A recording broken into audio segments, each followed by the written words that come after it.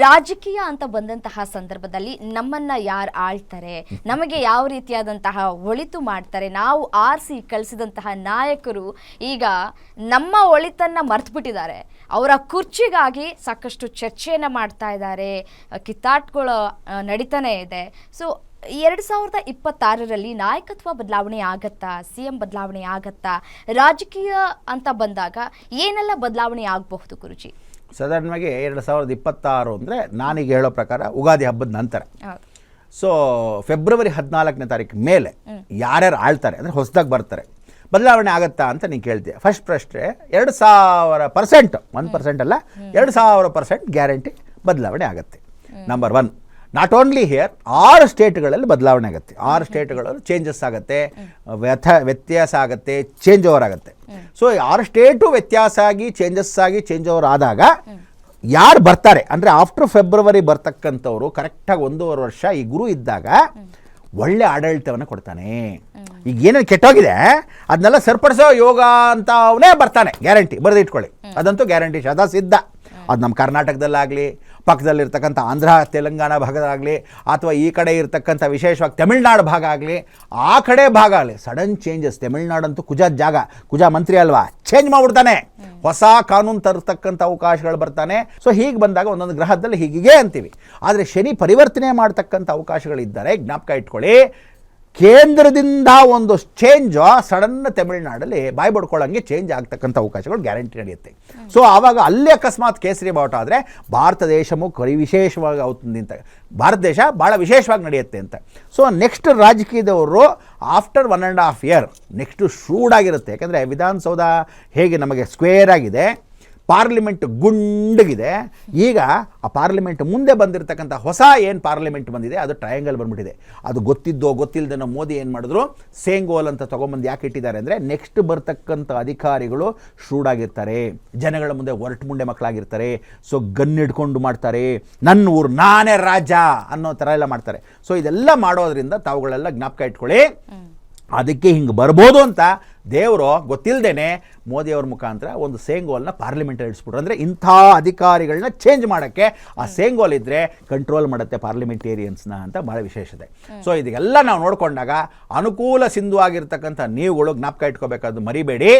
ಯಾವ ಕಾಲಕ್ಕೂ ಟ್ರಯಾಂಗಲ್ ಯಾವಾಗ ಬರುತ್ತೋ ಶ್ರೂಡ್ ಗೌರ್ಮೆಂಟ್ ಅಂತ. ಸೊ ಆಫ್ಟರ್ ಮುಂದಿನ ವರ್ಷದ ನೆಕ್ಸ್ಟ್ ನವಂಬರ್ ಆದಮೇಲೆ ಶ್ರೂಡ್ ಗೌರ್ಮೆಂಟ್. ಆದರೆ ಫೆಬ್ರವರಿಯಿಂದ ನವಂಬರ್ವರೆಗೂ ಯಾರು ಹೊಸ ಮಂತ್ರಿಗಳಾಗಿ ಬರ್ತಾರೆ, ಯಾರು ಮುಖ್ಯಮಂತ್ರಿಗಳಾಗಿ ಬರ್ತಾರೆ, ಯಾರು ವಿಶೇಷವಾಗಿರ್ತಕ್ಕಂಥ ರಾಜಕೀಯ ಚೇಂಜಸ್ ಆಗುತ್ತೆ, 6 ಸ್ಟೇಟ್ಗಳು ಚೇಂಜ್ಗಳಾಗತ್ತೆ, ಅಲ್ಲಲ್ಲೇ ಗೊಂದಲಗಳಾಗತ್ತೆ, ಗಲಾಟೆಗಳು ಹೆಂಗಿರುತ್ತೆ ಅಂದರೆ ಕಿತ್ತಾಡ್ತಾರೆ. ಸ್ಕೂಲ್ ಮಕ್ಕಳು ಇರಲಿ, ಬೀದಿಲಿ ಜಗಳ ಆಡಲ್ವಾ, ಹಂಗೆ ಜನಗಳು ಒಬ್ಬರನ್ನೊಬ್ಬರು ಹೊಡೆದಾಡಿ ಗಲಾಟೆ ಮಾಡಿ ಘರ್ಷಣೆ ಮಾಡಿ ಗಲಾಟೆ ಮಾಡ್ತಾರೆ. ಸೊ ಇದೆಲ್ಲ ನಡಿಬೇಕಾದ್ರೆ ಏನು ಹೇಳ್ತೀನಿ ಅಂದರೆ ದಯವಿಟ್ಟು ಪೊಲೀಸ್ ಡಿಪಾರ್ಟ್ಮೆಂಟು ಮತ್ತು ಕೇತು ಅಂದ ತಕ್ಷಣ ಲಾಯರ್ಗಳಂತ ಕರಿತೀವಿ. ಲಾಯರ್ಗೂ ರಾಜಕೀಯದವ್ರಿಗೂ ದೊಡ್ಡ ಜಗಳ ಆಗುತ್ತೆ. ಆ ಸಮಯಕ್ಕೆ ಪೊಲೀಸ್ನವರು ಮಧ್ಯಸ್ಥಿಕೆ ವಹಿಸ್ಕೊಳ್ಳೋ, ಯಾಕೆಂದರೆ ಮಂತ್ರಿನೇ ಪೊಲೀಸ್ನವರು. ಸೊ ಇಂಥ ಒಂದು ಪರಿಸ್ಥಿತಿ ಲಾಯರ್ಗಳ ಮಧ್ಯೆ, ರಾಜಕೀಯದವ್ರ ಮಧ್ಯೆ ಬರುತ್ತೆ. ಈ ಟ್ರಯಾಂಗಲ್ ಯಾರ್ಯಾರಿಗೆ, ಕುಜನ್ಗೆ, ಲಾಯರ್ಗೆ ಮತ್ತು ರಾಜಕೀಯದವ್ರಿಗೆ ಶನಿ. ಸೊ ಈ 3 ಗ್ರಹಗಳು ಒಂದಕ್ಕೊಂದು ಫಾಲೋ ಆಗುತ್ತೆ. ಸೊ ಆ ಸಮಯಕ್ಕೆ ದಯವಿಟ್ಟು ಹೆಂಗಿರುತ್ತೆ ಅಂದರೆ ಜಗಳಗಳು ಬೀದಿಗೆ ಬಂದು, ನೀವು ಜಗಳ ಎಲ್ಲಿ ನೋಡಿದ್ರಿ ಹೇಳಿ? ನೇಪಾಳಲ್ಲಿ ನೋಡಿದ್ರಿ, ಬಾಂಗ್ಲಾದೇಶದಲ್ಲಿ ನೋಡಿದ್ರಿ, ಹೊರಗಡೆ ಇರ್ತಕ್ಕಂಥ ಜಾಜ್ಯದಲ್ಲಿ ನೋಡಿದ್ರಿ. ಇದೇ ಥರ ಗಲಾಟೆ ಘರ್ಷಣೆ ಭಾರತ ದೇಶದಲ್ಲಿ ಒಂದು ಸ್ಟೇಟಲ್ಲಿ ನಡೀತಕ್ಕಂಥದ್ದು ಎಲ್ಲ ಟಿ ವಿ ಹಿಂಗೆ ತಿರುಗಿಸುತ್ತೆ. ಇದು ಬರೆದಿಟ್ಕೊಳ್ಳಿ. ಆಮೇಲೆ 3 ಜನ ದೊಡ್ಡ ವ್ಯಕ್ತಿಗಳು ಚಲನಚಿತ್ರದ ರಂಗದಲ್ಲಿ, ಅದು ಆಲ್ ಓವರ್ ಇಂಡಿಯಾ ಅಂತ ಇಟ್ಕೊಳ್ಳೋಣ. ಅದರಲ್ಲಿ ರಾಜಕೀಯದಲ್ಲಿ 1-2 ಹೆಂಗಸರು, ದೊಡ್ಡ ವಯೋವೃದ್ಧದಲ್ಲಿರ್ತಕ್ಕಂಥ ಒಂದು ವಿಶೇಷವಾಗಿರ್ತಕ್ಕಂಥ 2 ಗಂಡಸರು, ಇದೆಲ್ಲ ಹೋಗ್ತಕ್ಕಂಥ ಅವಕಾಶಗಳು. ಕೇತು ಅಂದರೆ ಮುಕ್ತಿ ಮಾರ್ಗವನ್ನು ಕೊಡ್ತಾನೆ. ಸೊ ಕೆಲವರೆಲ್ಲ ಮೇಲಕ್ಕೆ ಹೋಗ್ತಾರೆ, ಕೆಲವರು ಬಾವುಟವನ್ನು ಮಧ್ಯಕ್ಕೆ ತಗೊಂಬಂದು ಅಳಬೇಕಾದ ಪರಿಸ್ಥಿತಿ ಬರುತ್ತೆ. ಸೊ ಇಂಥದ್ದೆಲ್ಲ ನಡೀತಕ್ಕಂಥ ಗೊಂದಲಗಳು ರಾಜಕೀಯದಲ್ಲಿ ಸಾಕಷ್ಟು ನಡೆಯೋದ್ರಲ್ಲಿ ಯಂಗ್ಸ್ಟರ್ಸು ಕೆಲವರು ಸಡನ್ನಾಗಿ ಈ ಫೇಸ್ ನಾವು ನೋಡೇ ಇಲ್ವಲ್ಲ, ಇದನ್ನು ಹೆಂಗೆ ಬಂದು ರಾಜಕೀಯದಲ್ಲಿ ಅಂತ ಹೇಳಿ ಪರಿವರ್ತನೆ ಮಾಡ್ಕೊಳ್ತಕ್ಕಂಥದ್ದು ವ್ಯವಸ್ಥೆ ಆಗುತ್ತೆ. ಓಕೆ ಗುರುಜಿ, ನಮ್ಮ ರಾಜ್ಯದ ಬಗ್ಗೆ ನೀವು ಮಾತನಾಡಿದ್ರಿ, ಒಂದಷ್ಟು ಸ್ಟೇಟ್ಗಳ ಬಗ್ಗೆ ನೀವು ಮಾತನಾಡಿದ್ರಿ. ಇನ್ನು ನಮ್ಮ ನರೇಂದ್ರ ಮೋದಿಯವ್ರ ಬಗ್ಗೆ ಮಾತನಾಡ್ತಾ ಹೋಗೋದಾದ್ರೆ ನೋಡಿ, ಮೋದಿಯವರ ಬದಲಾವಣೆ ಆಗತ್ತೆ ಅಂತ ಕೂಡ ನಾವು ಕೇಳ್ಪಡ್ತಾ ಇದ್ದೀವಿ. ಕಾರಣ ಬಿಜೆಪಿಯಲ್ಲಿ ಇರುವಂತಹ ರೂಲ್ಸ್ಗಳು 75 ಇಯರ್ಸ್ ಅಂತ ಹೇಳ್ತಾ ಇದ್ದಾರೆ. ವಯಸ್ಸಾಯಿತು ಮೋದಿಯವರಿಗೆ, ಇಳಿಸಬೇಕು ಅಂತ ಕೂಡ ಒಂದಷ್ಟು ಪ್ರಯತ್ನಗಳು ಆಗ್ತಾ ಇದೆ. ಸೊ ಅಲ್ಲಿ ಕೇಂದ್ರದಲ್ಲಿ ನಾಯಕತ್ವ ಬದಲಾವಣೆ ಆಗುತ್ತಾ? ಆಗತ್ತೆ. ಯಾಕೆಂದರೆ ಮೋದಿ 12.5 ವರ್ಷ ಮಾತ್ರ ರೂಲ್ ಮಾಡ್ತಾರೆ ಅಂತ ಶಾಸನನೇ ಬರೆದುಬಿಟ್ಟಿದೆ. ఎవరు రాజ్యం ఏలుతారో 12 ఏళ్ళు అతను పోయి సన్యాస యోగముడు మనిషి వస్తాడు ಅಂತ ವೀರಬ್ರಹ್ಮಯ್ಯ ಸ್ವಾಮಿ ಚರಿತ್ರೆಯಲ್ಲಿ ಬರೆದುಬಿಟ್ಟಿದೆ. ಸೊ ಅದು ನಾವೇನೂ ಚೇಂಜ್ ಮಾಡೋಕ್ಕಾಗಲ್ಲ.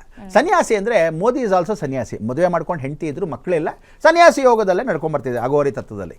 ನೆಕ್ಸ್ಟು ಯೋಗಿ ಆದಿತ್ಯನಾಥ್ ಆಗಬಹುದು, ಅಥವಾ ಜೈಶಂಕರ್ ಪ್ರಸಾದ್ ಶ್ರೀಮತಿ ಅವ್ರ ಜೊತೆ ಇಲ್ದಿದ್ರು ಜೈಶಂಕರ್ ಪ್ರಸಾದ್ ಒಳ್ಳೆ ಸ್ಟ್ರೂಡ್ ಆಗಿರ್ತಕ್ಕಂಥ ವ್ಯಕ್ತಿ, ಸ್ಟ್ರಿಕ್ಟ್ ಆಗಿರ್ತಕ್ಕಂಥ ವ್ಯಕ್ತಿ, ದೋಗಲ್ ಇರ್ತಕ್ಕಂಥ ವ್ಯಕ್ತಿ, ಅವರು ಅಕಸ್ಮಾತ್ ಆಗ್ಬೋದು.